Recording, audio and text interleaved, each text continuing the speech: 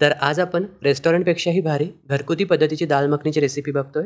जीरा rice किंवा नान बरोबर खायला छान लागते। तर यासाठी अगोदरल्या दिवशी 1 कप अख्खे उडीद, पाव कप राजमा आणि 1 मोठा चमचा चना डाळ 2 ते 3 वेळा स्वच्छ पाण्याने धुवून घ्यायचं। धुतल्यानंतर स्वच्छ पाणी घालून रात्रभर हे आपल्याला भिजत ठेवायचं। 8 ते 10 तास भिजल्यानंतर दुसऱ्या दिवशी धुताना हाताने घासून धुवायचा, म्हणजे उडीद डाळीचा जो काळेपणा आहे जेवढा काढता येईल तेवढा काढून घ्यायचा। तर जोपर्यंत स्वच्छ पाणी येत नाही तोपर्यंत हे धुवून घ्यायचं। कुकरमध्ये घेऊन याच्यात दुप्पट पाणी घालून वरून चवीनुसार मीठ, 1 चमचा काश्मीरी मिरची पूड, 1 चमचा तेल आणि 1 तमालपत्र घालून कुकरच्या साधारण 6 ते 7 शिट्या काढून घ्यायच्या। पाव कप दूध पावडर घेऊन त्यामध्ये पाणी घालून त्याची पेस्ट तयार करून घ्यायची। कुकरच्या शिट्ट्या होत आहेत तोपर्यंत पॅन मध्ये अर्धा कप लोणी किंवा तूप घेऊन ते गरम झाल्यावर 1 चमचा आल्याची पेस्ट घालून थोड्या वेळ तेलामध्ये परतून घ्यायची। 2 मोठ्या साईजचे टोमॅटो त्याची प्युरी तयार करून यामध्ये घातलेली आहे। टमाटरचा कच्चेपणा जातपर्यंत शिजवून घ्यायचा आहे। वरून आवडीनुसार तिखट, किंचित हिंग, 1 चमचा धणेपूड, 1 चमचा जिरेपूड आणि थोड्याशा हिरव्या मिरच्या घालून हा जो मसाला आहे चांगल्यापैकी शिजवून घ्यायचा।